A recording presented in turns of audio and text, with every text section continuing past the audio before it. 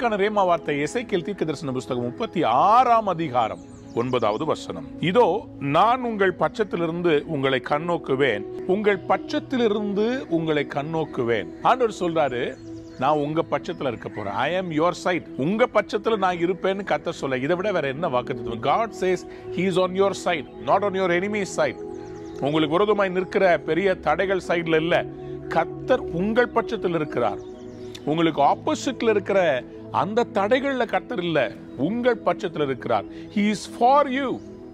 கர்த்தர் நம் பட்சத்தில் இருந்தால் நமக்கு விரோதமாய் நிற்பவன் யார நிக்க முடியாது, எதுவும் தடுக்க முடியாது. அன்பார்ந்தவருடைய பிள்ளைகளே, அவர் பட்சத்தில் நின்று என்ன செய்ய போகிறாரா? உங்களை கண்ணோக்குவாராம். அவருடைய கண் பார்வையில நீங்க பட போறீங்க. அன்றைக்கு ஒரு நாள் ஆண்டவர் தேவாலயத்துக்குள்ள வர்றார், சூம்பின கையுடைய மனிதனை பார்க்கிறார், கண்ணோக்கி பார்த்துட்டார், அவ்வளவுதான். அவருடைய தயவு அவனுக்கு கிடைத்தது, கையை நீட்டினாரு, சுகமாயிட்டான்.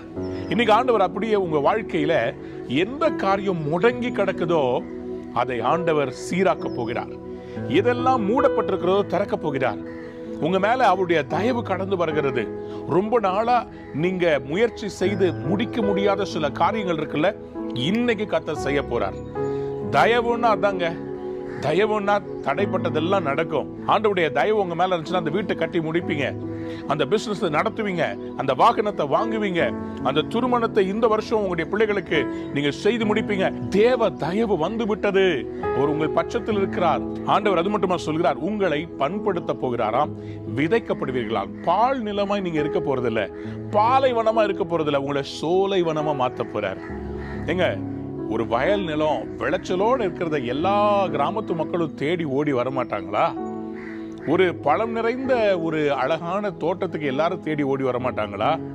ஆண்டவர் இனிமேல் உங்களை வனாந்தரம் இல்ல, பண்படுத்துவேன், விதைப்பேன், விளைச்சல் வரும்னு சொல்லி சொல்றார். இதுக்கு மேல என்ன வேணுங்க? தயவு வந்துருச்சு. இன்னைக்கு புறப்பட்டு போங்க. உங்களுடைய வேலையில, அலுவலகத்துல, பிசினஸ்ல, குடும்பத்துல, வாழ்க்கையில உங்களுக்கு தயவு கிடைத்து விட்டது. கர்த்தர் உங்களை ஆசீர்வதிப்பார். God bless you. Have a wonderful day.